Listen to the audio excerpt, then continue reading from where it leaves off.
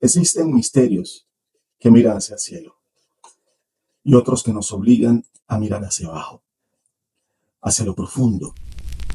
Hoy, en Enigmas del Mundo, Verdades Ocultas, hablaremos de un enigma que ha fascinado a científicos, exploradores, militares, ocultistas, y es la teoría de la Tierra hueca.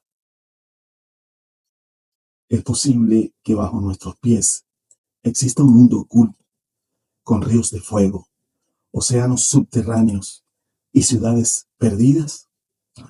¿O es tan solo un mito repetido a lo largo de los siglos, disfrazados de ropajes modernos? Viene nuestra época en otro tono, de otra manera. De las crónicas de viajeros medievales, pasando por los cálculos de los astrónomos como Edmund Halley, hasta las expediciones secretas del almirante Richard Evelyn Byrd. El relato de la Tierra hueca mezcla ciencia, conspiración, mitología y ocultismo. Acompáñeme en este recorrido donde el misterio no está allá arriba, en las estrellas o más allá de la luna.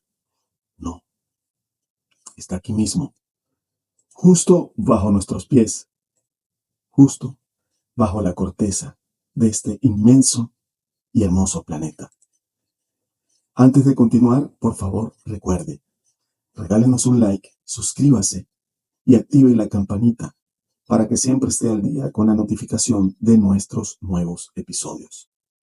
Gracias una vez más por estar acá con nosotros, acompañándonos y apoyándonos, así como nos ha apoyado un suscriptor desde Australia, Rodney Apoloni, a quien le enviamos un gran saludo por el aporte que nos ha hecho con esta idea del episodio de la teoría de la Tierra hueca.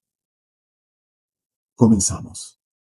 Los enigmas se revelan en la sombra nocturnal, verdades antes ocultas, ahora empiezan a brillar. Vamos a dar un breve repaso, por lo que las civilizaciones antiguas nos han regalado, la información que nos han dado con respecto a la teoría de la Tierra hueca. Vamos a enlazar teorías científicas que han sido aportadas al conocimiento y al estudio de la Tierra hueca, que hasta el momento solo se ha quedado en simples cálculos y especulaciones científicas basadas en estudios generales, estudios geotérmicos, geofísicos, estudios de la Tierra desde el espacio a través de las diferentes sondas. Vamos a ver qué nos traen las civilizaciones antiguas con respecto a creencias y con respecto a todo lo que se ha aportado de la Tierra hueca. En las civilizaciones antiguas, los mayas hablaban de Xibalbá, un inframundo al que se accedía por cuevas y cenotes. La cultura mexicana hacia el área de la tierra maya está inundada de cenotes. Los cenotes son ojos de agua, cuerpos de agua, que se encuentran bastante tierra adentro, pero que tienen una conexión con el mar a través de cuevas subterráneas. Se han logrado descubrir cuevas gigantescas. Vamos a hacer un episodio exclusivamente que hable de los cenotes. Son unas cuevas que transportan al ser humano a otros tiempos y, por qué no, a otras dimensiones. En el caso de los tibetanos, mencionaban a Shambhala, un reino oculto que solo podían entrar los iniciados. Aquí solamente los que se consideraban iniciados en la altura y la cultura espiritual tibetana eran los que tenían acceso a esta tierra mágica dentro de la tierra, que por cierto muchas leyendas indican que una de las entradas a este reino está en uno de los templos principales en el Tíbet. Son leyendas, es una realidad. ¿Usted escuchó algo? ¿Quiere contárnoslo? Pues ahí en el correo que está viendo en pantalla. Envíenos información que nos ayude a complementar mucha más información para el tema de la tierra hueca, porque es un tema súper extenso, el cual podríamos hacer un segundo episodio. Hay mucha información que se desprende de todo esto general de lo que yo le voy a hablar. Entre otras culturas, por ejemplo, está esta tribu norteamericana, los Hopi, quienes aseguraban que sus antepasados emergieron desde el interior de la tierra a través de Sipapú, un agujero sagrado en el suelo. Todas estas culturas conectan con una sola idea, y es que dentro de la tierra, más allá de las cuevas y más allá de donde el hombre crea que puede llegar, hay un reino con todas las condiciones para vivir a plenitud. Tenemos en la tradición nórdica los 9 mundos que estaban unidos por Yggdrasil, y uno de ellos, Svartalfheim, era subterráneo, habitado por enanos y seres que dominaban metales y secretos ancestrales. El mito universal, lo interesante es que distintas culturas, sin contacto entre sí, hablaban de reinos bajo tierra.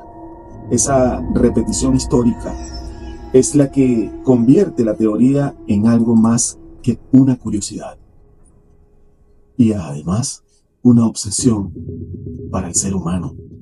Edmund Halley nació en 1656. En 1692, Halley presentó ante la Royal Society de Londres un modelo revolucionario. Él decía que la Tierra estaría compuesta por una esfera hueca, dentro de la cual habían otras 2 esferas, unas esferas concéntricas y un núcleo sólido. Cada esfera tendría su propia atmósfera, como si la Tierra estuviese compuesta de otra Tierra y de otra más, con diferentes atmósferas y, ¿por qué no?, con diferente evolución biológica también. Halley incluso explicó fenómenos como la aurora boreal, como escapes de gas desde el interior del planeta.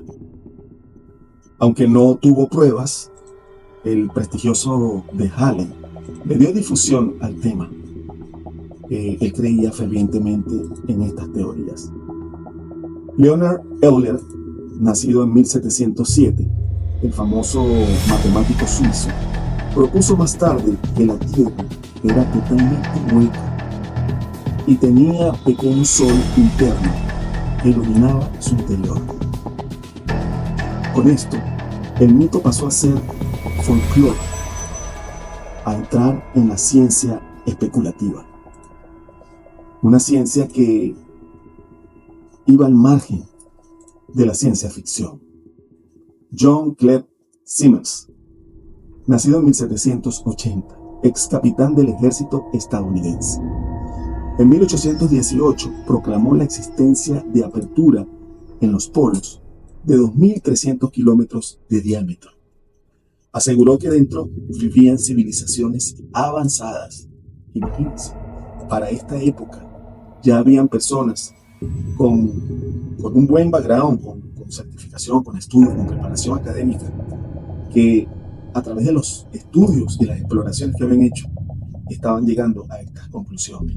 En 1822 convenció al Congreso de financiar un viaje al Ártico, aunque su propuesta no prosperó. Nadie le prestó mucha atención a lo que este hombre estaba proponiendo. Ganó seguidores, entre ellos Jeremiah Reynolds, quien impulsó exploraciones polares que más tarde inspiraron a escritores como Edgar Allan Poe en la narración de Arthur Gordon Pym en 1838. Aquí la tierra hueca se mezcla con la fiebre exploratoria del siglo XVIII. Quizás un poco más cercano a nuestra era está el caso del almirante Richard Evelyn Byrd, que nació en 1888, explorador y aviador estadounidense famoso por sus misiones a la Antártida. Tuvo un vuelo en 1947 al Polo Norte, según un supuesto diario secreto filtrado de décadas después. Byrd había entrado a través de una apertura en el Ártico. Relató haber visto montañas verdes, ríos, animales similares a mamuts.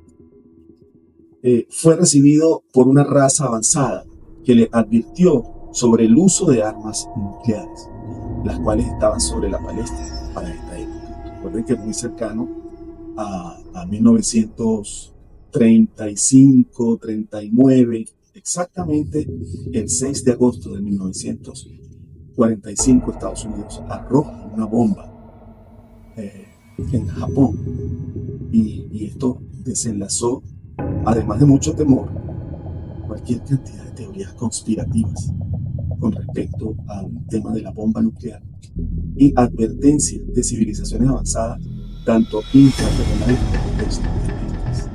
La operación High Jump en 1946-1947, una expedición militar a la Antártida con 4.700 hombres, barcos y aviones. Oficialmente, entrenamiento en clima extremo. Este era lo que el ejército estadounidense estaba alegando, o el gobierno estadounidense estaba poniendo este velo sobre esta operación ultra secreta.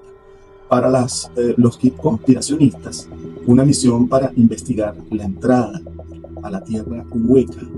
El vuelo de 1956 en el Polo Sur, Byrd sobrevoló la Antártida y descubrió una extensión más allá del polo, un área no cartografiada tan grande como Estados Unidos. Increíble. Estos relatos colocan la Tierra hueca en el radar militar y conspirativo de la Guerra Fría. La plena Guerra Fría. Era un momento en donde el mundo estaba viviendo, además de cambios, un movimiento geopolítico gigantesco a nivel global. En el Polo Norte y Sur, la teoría afirma que las entradas principales estarían allí. La Cueva de los Tallos en Ecuador, explorada en 1976 por una expedición internacional con el astronauta Neil Armstrong. Algunos creen que allí hay túneles que llevan al interior del planeta y quizás conectan con alguna especie de civilización avanzada que se encuentra a través de estas entradas. Nuestros abuelos decían que la Cueva de los Tallos, en Cueva de los Tallos hay un ser que es el dueño, que nosotros decimos Sarútaro. Entre las dos montañas es donde se encuentra la entrada a la Cueva de los Tallos. El monte Shasta, en California, en Estados Unidos, según leyendas, dentro vive la mítica ciudad de Telos, habitada por los lemurianos. En el Tíbet y el Himalaya, tradiciones budistas hablan de túneles que conducen a Agartha. Saint-Yves de Alveire, nacido en 1842, ocultista francés, que popularizó la idea de Agartha como un imperio subterráneo con tecnología avanzada. Está también Helena Blavatsky, que nació en 1831, fundadora de la Teosofía. Escribió sobre reinos ocultos bajo tierra, habitados por maestros ascendidos, siempre conectado con civilizaciones y entidades avanzadas, entidades de luz. Aun cuando están dentro de la tierra, se les identifica como entidades de luz. Está la teoría de los nazis y la sociedad Thule. En los años 30, la Alemania nazi organizó expediciones al Himalaya y a la Antártida. Siempre los nazis, rodeados de este concepto crítico, este concepto misterioso, siempre buscando la verdad en todo lo que son estos conceptos, llenos de misterio, de secreto. Los nazis tenían el poder militar, tenían el dinero e invirtieron mucho tiempo y personal y recursos en hacer estas investigaciones. Documentos indican que buscaban a Agartha como origen de una raza aria. En la posguerra, rumores decían que Hitler no murió en Berlín, sino que escapó hacia bases ocultas en la Antártida. De hecho, hay una teoría de que el cuerpo que encontraron carbonizado fuera del búnker donde se escondía Hitler no era él, era un doble que se sacrificó por su Führer. Los defensores del mito alegan que los gobiernos ocultan información. Señalan que en algunos mapas satelitales los polos aparecen cubiertos con manchas digitales, como si estuvieran de alguna manera tachados, como si estuvieran borrados. Relatos de pilotos que aseguran haber visto anomalías magnéticas cerca del polo. Aquí se genera el eterno debate: ciencia sólida o manipulación de datos. ¿Qué está pasando aquí? ¿Por qué hay tanto misterio alrededor de la Tierra hueca? Y saben que hay una base científica que otorga completa y absoluta veracidad a la teoría de la Tierra hueca.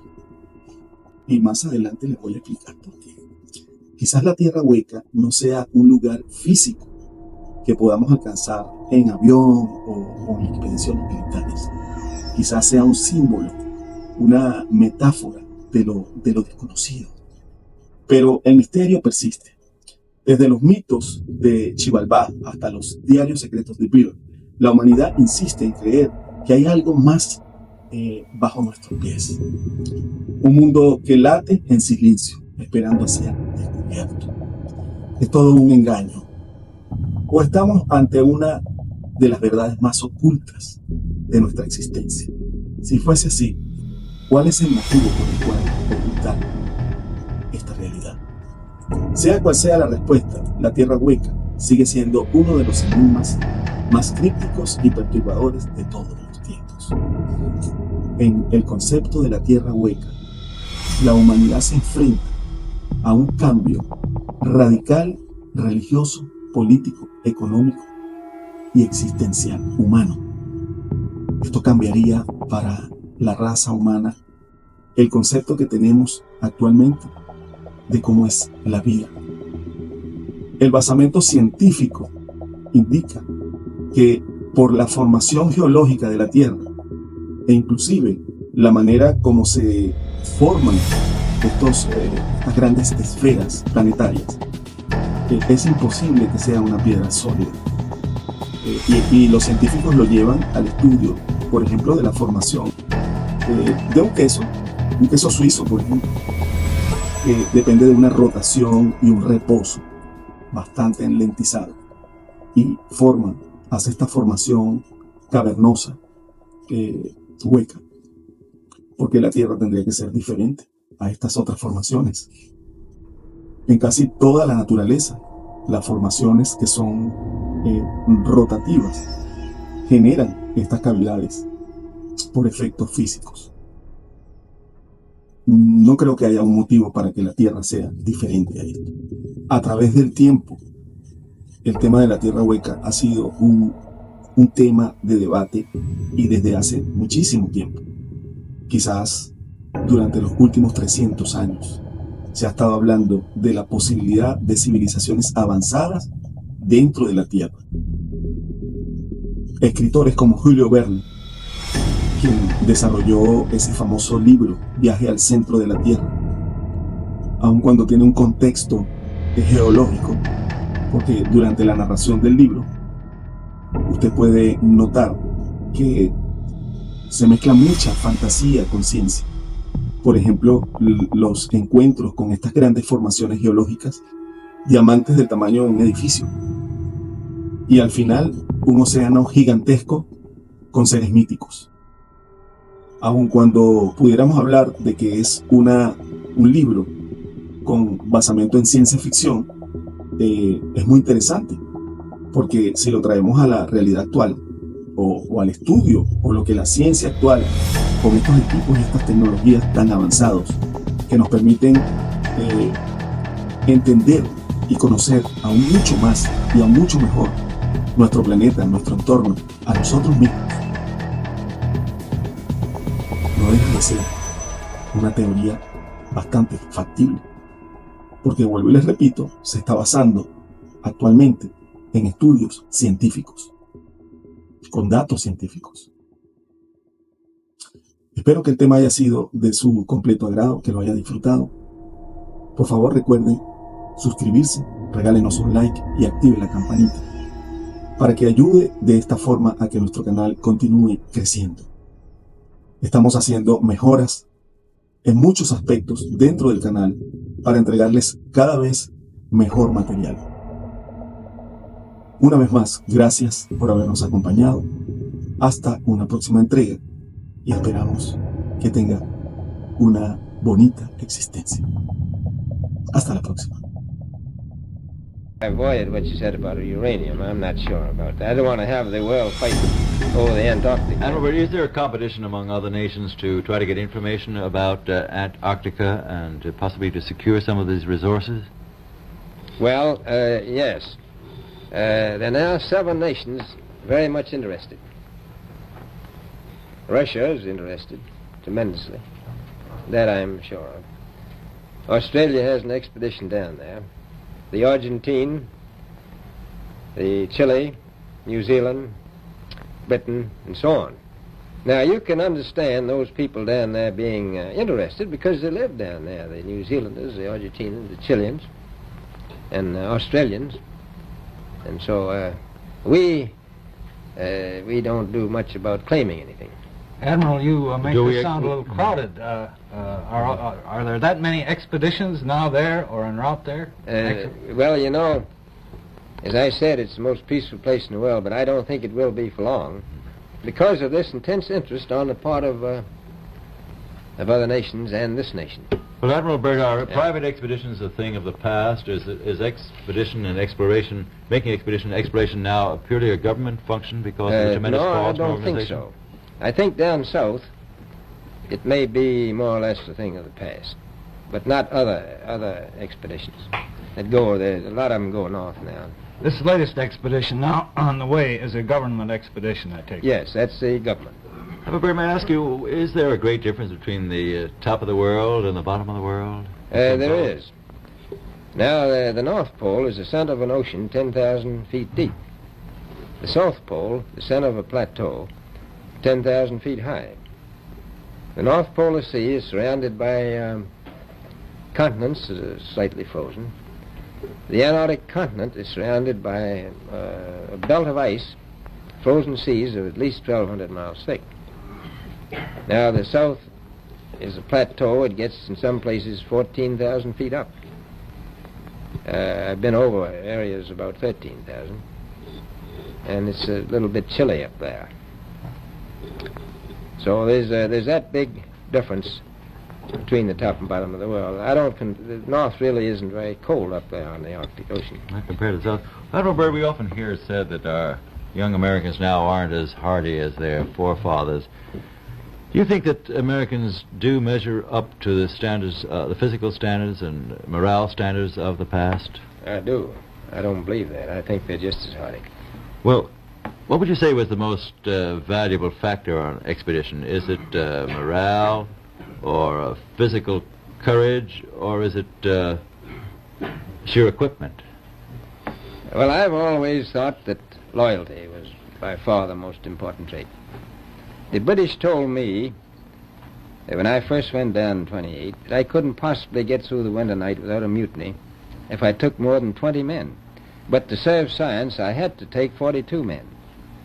Then I took 56 the next time, and so on. So, and I did find that loyalty was the most important thing during the winter night when it's very hard on your nerves.